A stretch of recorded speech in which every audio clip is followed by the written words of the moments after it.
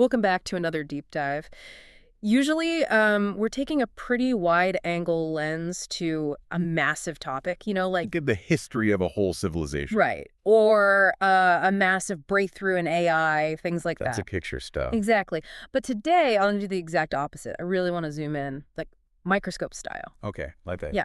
We are looking at one specific artifact from the year 2001. You know, sometimes the smallest artifacts tell the absolute biggest stories. They really do.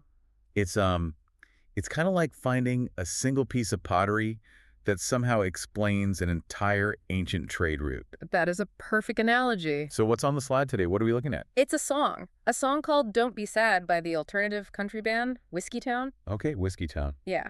And now, before you, the listener, tune out thinking this is just some retro music review, I have to share the specific reason we're looking at this track today. It's not just a review then. Yeah. No, definitely not. I mean, it's not just because it's a great song, which, for the record, it is, but because of this this warning label I found when I started researching it. A warning label? Like what? Like explicit lyrics? No, much, much drier than that. Okay. I pulled up the Wikipedia page for this specific song, and right at the top of the page, there was this massive banner. Oh, I know those banners. Right. And it said, quote, "The topic of this article may not meet Wikipedia's notability guideline for music." Ouch. Yeah. Wow. Yeah. That is basically the digital equivalent of being told, sit down, you're not important. Exactly. It's the algorithm literally saying, move along, nothing to see here. Nothing notable anyway. Right. And naturally, that triggered my contrarian streak. Of course it did. I took that as a personal challenge. So our mission for this deep dive today is to essentially put this song on trial. I love this. We are going to prove that the algorithm is completely wrong. So we're basically the defense attorneys for a 20-year-old country rock ballad. We are, and honestly, I think we have a incredibly strong case here. I'm ready. Let's build the case. Because when you actually look at the liner notes, the production context, and just the sheer emotional weight of this track, it's not just a song. No, it's a lot more than that. It's a time capsule. It captures this very specific moment where entire genres were colliding, where a band was completely falling apart, and where the songwriting reached this peak of... Beautiful denial. Yes, beautiful denial is a perfect way to frame it. Well, frankly, looking at the materials you sent over for us to review, the personnel list alone should instantly disqualify it from ever being called non-notable. It's insane. It is. Yeah. This is one of those scenarios where you look at the credits and realize, wait, all of these people were in the same room at the same time. It really is a hidden supergroup. And we'll get to the names in a minute because there are some absolute heavy hitters from the 90s rock scene involved here. Oh, yeah. But I want to start with that concept of denial that you just mentioned. Okay, let's start there. Because the song is literally titled, Don't Be Sad. Right. On the surface, if you just glance at the track list on the back of the CD, it looks like a pep talk. It sounds like a command, really. Chin up. It'll get better. Exactly. But that is the trap. Yeah, it's a total misdirection. Because if you actually listen to the harmonic structure, and more importantly, if you really dig into the lyrics, you realize, don't be sad isn't an instruction at all. No. It's a plea that has already failed. It reminds me of when someone is in a really bad spot and they just keep repeating, I'm fine, I'm fine, I'm fine. Right. The repetition itself proves they are definitely not fine. Exactly. And we actually have the primary songwriter, Ryan Adams, confirming this. He talked about this specific track. He did. I found a quote from him discussing Don't Be Sad that sort of unlocks the whole puzzle for us. Yeah, I read that in the prep notes. That quote is devastating. Let me read it for you. He said, I think there's a duality in that song. I think on one hand, it's saying, hang on, we'll get through this. But deep down, we know we're not going to get through it at all. It's that second half that just gets you. Deep down, we know we're not going to get through it at all. Right. That takes the song from being a standard, radio ballad and turns it into a tragedy. It really does. And he finishes the thought by saying, damn, that song just kind of says it all, doesn't it? It does say it all. Yeah. It perfectly deals with that cognitive dissonance that we all experience during a crisis. How do you mean? Well, you have the surface level optimism running parallel to this subterranean knowledge that the relationship or the band or whatever the situation is totally doomed. You're putting on a brave face while the ship is sinking. Exactly. Don't be sad, but we're sinking. And what's fascinating is how that duality plays out in the actual music itself. Yes, the music. It's not just the lyrics doing the heavy lifting. The sound of the song is doing that exact same push and pull. And that sound definitely didn't happen by accident. Not at all. Which brings us to the hidden supergroup aspect of our defense. The personnel file. Right. I think a lot of people associate Whiskeytown solely with Ryan Adams, or maybe Caitlin Cary. They were the faces of the band, sure. But the writing credits on this specific track are pretty unexpected. To say the least. I mean, you have Ryan Adams, obviously. You have Mike Daly, who is a core member. But then you have James Iha. James Iha, the guitarist from the Smashing Pumpkins. Exactly. And for any of you listening who might not be deep into 90s alternative rock lore, the Smashing Pumpkins were absolute titans. Massive. They were known for this huge, fuzzy, dreamlike guitar distortion. So having James Iha co-writing a track for an old country band in 2001 is a wildly significant crossover. It really contextualizes the era, doesn't it? It does. In 2001, the walls between grunge and country were becoming really porous. Very porous. You had this alt country movement where punk rockers and grunge guys were suddenly picking up acoustic guitars. And James Iha brings a very specific sensibility to this track. He's not just a guest star coming in to play a quick guitar solo. Right, he has a writing credit. He's a co-writer. That suggests he fundamentally helped shape the melody and the structure of the song. And you can hear it, right. You absolutely can. The song has a pop sensibility. It has a melodic smoothness that feels very distinct from the rougher, more jagged country stuff Whiskeytown was doing back in the mid-90s. It's smoother. It's definitely dreamier. It is. But Iha isn't the only rock refugee on the track. Oh, no. When I looked at the performance credits, I literally did a double take at the name Tommy Stinson. Another absolute legend in the room. Tommy Stinson from The Replacements. Yes. And again, just for some context for you listening, The Replacements were the ultimate chaotic, messy, brilliant punk and post-punk band of the 80s. They were the poster children for beautiful chaos. They were. So you have the guitarist from the Smashing Pumpkins and the bassist from The Replacements on a country ballad. It's a crazy lineup. But look at what Stinson is actually playing. Right. He isn't playing a driving, distorted bass line like you'd expect from a punk guy. No, he's credited with guitar and dobro. A dobro. Yeah. Resonator guitar. Yeah. That is the most quintessentially front porch, high lonesome country instrument you can possibly find. It really is. It has that distinct metallic sliding whine to it. There's something so cool about that mental image. What's that? You have this punk rock icon sitting in a studio playing a dobro with likely a lot of delicacy. Yeah, that is a great image. It creates a texture you just don't get from a standard Nashville session musician. Precisely. Because the session musician would play the dobro perfectly. Right. They would hit all the standard, technically correct licks. But Stinson plays it like a guy from a rock band trying to evoke a raw feeling. It adds so much character. It really does. But even with those big names, Iha and Stinson, I'd argue the real sonic weight of this track comes from somewhere else. The multi-instrumentalists. Exactly. The reason it sounds so thick and rich. Oh, absolutely. I was reading the credits for Mike Daly and Ethan Johns, and it reads like they basically raided a music store. They played everything. It's not just guitar and drums. Let's look at Mike Daly first. Okay, let's break down Daly. So Daly is credited with playing guitars, pedal steel, lap steel, dulcimer, mandocello, mandolin, and keyboards. Just think about the frequency range happening there. It's massive. You have the high chiming sound of the mandolin up top. You have the sweeping, crying sound of the pedal steel cutting through the middle, and then you have the dulcimer and the mandocello. I wanted to ask you about the mandocello, actually, Sure. because I know what a mandolin is, Right. and I definitely know what a cello is. Yeah. I assume this is basically the love child of the two. That's actually a really good way to put it. Really? Yeah. It's an instrument in the mandolin family, meaning it has paired strings that you pluck, but it's tuned much lower. Like a cello. Exactly like a cello. So it has this deep, woody, really resonant growl to it. It occupies the lower mid-range of the audio spectrum. Which is usually where a standard rhythm acoustic guitar would sit in a mix like this. Right. But by using a mandocello instead, you get a totally different texture. It feels more organic. More organic, more ancient in a way. Wow. And what's crazy is that Mike Daly isn't even the only one playing it on this track. That's right. Ethan Johns, the producer, is also credited with mandocello. 2 mandocellos. Ethan Johns really seems to be the MVP of this entire session. Without a doubt. I mean, usually you picture a producer sitting behind the glass in a comfy chair saying, you know, do it again, but with more feeling. The traditional producer role, yeah. But Johns is credited with drums, bass, mandolin, mandocello, keyboards, percussion, and guitars. That is a critical detail for us to look at. Why is that? Notice that there isn't a dedicated drummer or a dedicated bass player listed for the core band in this specific lineup. Oh, you're right. The producer is the rhythm section.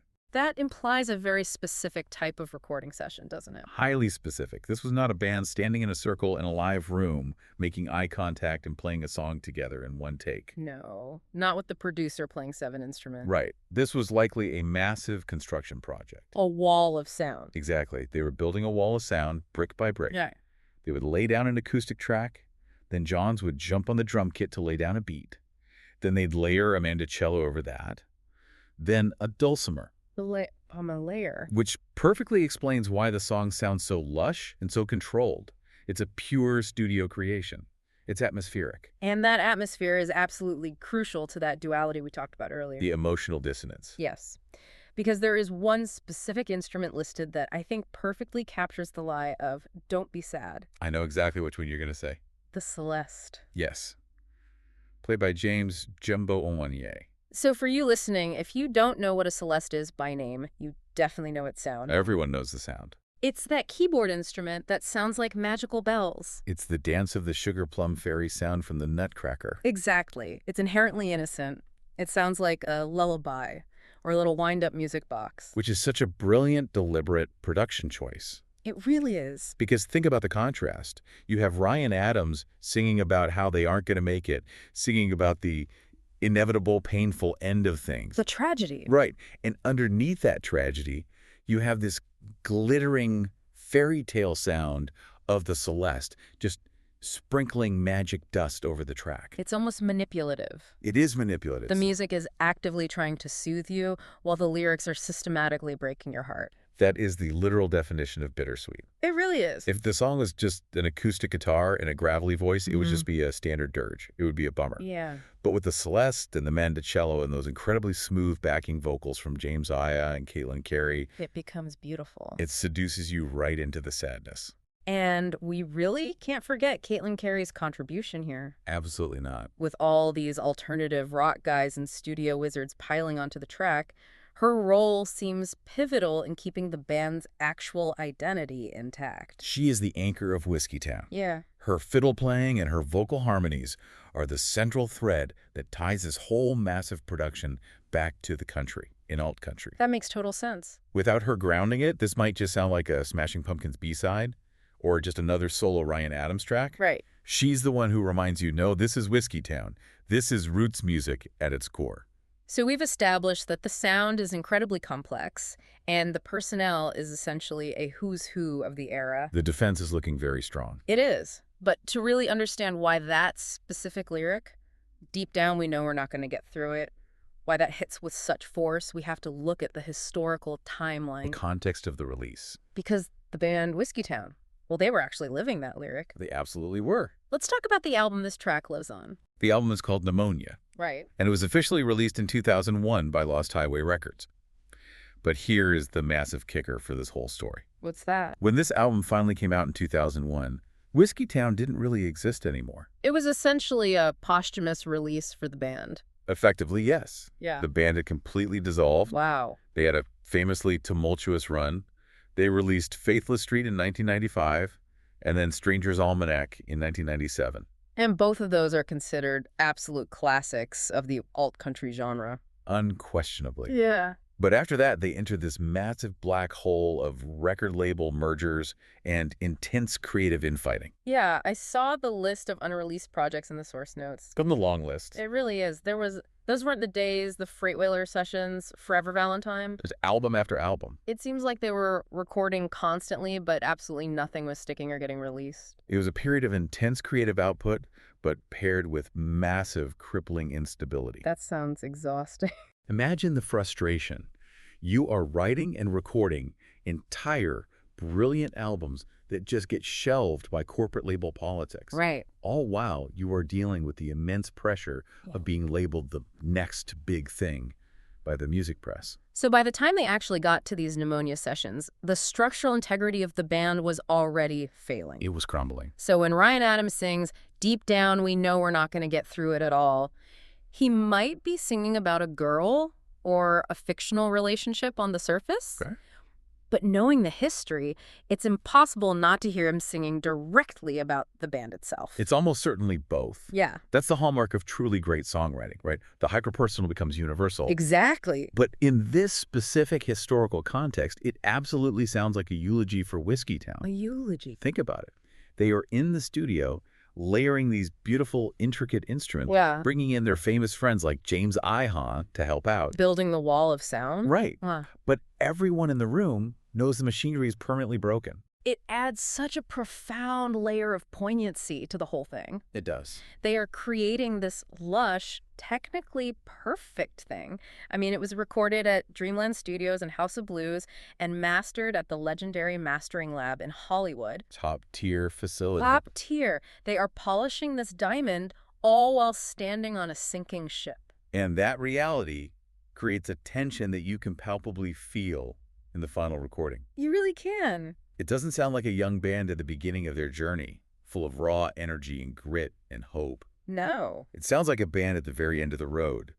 It sounds refined, deeply reflective, and ultimately resigned. Resigned. That is exactly the word for it. It's a beautifully polished resignation. Which brings us all the way back to our notability trial. The Wikipedia warning. Right. Let's look at the evidence. We have a song that serves as the literal tombstone for one of the most critically influential bands of an entire genre. Check. We have a totally unique collision of grunge, punk, and country personnel in one room. And we have a masterful production that utilizes incredibly rare instrumentation, like the celeste and the mandocello, to create this incredibly complex emotional landscape. I think the defense finally rests.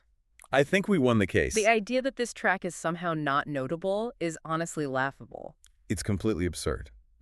This track is a masterclass in how to construct a song. It really is. It perfectly shows how you can take a painfully simple sentiment, just don't be sad, and completely weaponize it using arrangement, texture, and historical context. It also serves as a perfectly preserved snapshot of the year 2001 in music. How so? Well, if you ever wanted to explain to someone what alt country actually was at its absolute peak, that brief moment before it just morphed into what we now call indie folk or Americana, you just sit them down and play them this song. That's a great point. It has the studio polish, it has the alternative star power, but it still has the fiddle and the genuine heartache. Exactly. It's a pivot point in modern music history. It's the exact moment where the ragged flannel edges of the 90s were being smoothed out into the more produced sound of the 2000s. You know, stepping back, it really makes you wonder about the nature of these cultural artifacts we dig up. What do you mean? Well, we started this whole episode by laughing at a Wikipedia warning label. Right? But it points to a much bigger issue in how we generally consume history, especially music history. We are so often conditioned to only look for the massive hits. The chart toppers. Exactly. We look for the Billboard #1s, the stadium anthems. We look for the loud moments. Why? We want the obvious success stories. But very often, the most profound artistry is actually found in the quiet failures. The quiet failures. I like that. Think about it. This song was a failure in the practical sense that it didn't save the band. Right. They still broke up. And it certainly didn't top the mainstream pop charts. No. But artistically, as a piece of recorded human emotion, it's an absolute triumph. That's a really powerful distinction to make. A commercial failure, but a total artistic triumph. And honestly, that's exactly why we do these deep dives. It is. To brush the digital dust off these forgotten things, hold them up to the light and say, no, wait, look closer. This actually matters. Well said. Before we wrap up today, I want to leave you, the listener, with one final thought to chew on. Give it to us. We've talked a lot today about the sadness of the track and the breakup of the band. The tragedy of it all. Right. We talked about how the song openly admits that the subject isn't going to survive the storm. We're not going to get through it. The harsh reality of the ending. Exactly. The relationship ended, the band broke up, the moment passed. Gone. but the record itself, the actual audio file we can still listen to today, The artifact. it's incredibly beautiful. It shimmers with that Celeste. It's warm and woody with that mandocello. It is gorgeous. So here's the question for you to think about. If the reality of a situation is deeply tragic, but the art created from that tragedy is undeniably beautiful, does the beauty somehow redeem the tragedy? Oh, wow. Is the sadness actually the point? That is the eternal question of ours, isn't it? It really is. Is the beautiful song just the pearl that eventually comes from the painful irritation of the oyster? Maybe the title, Don't Be Sad, isn't a failed command to the singer themselves. Who is it for, then? Maybe it's a direct message to us, the listeners, 25 years later. The band is gone, the pain is over, but the music is still spinning. Don't be sad, because the song remains. Exactly. I really like that interpretation. It's just something for you to mull over next time you see a warning label telling you something isn't important. Look a little closer. Always look closer.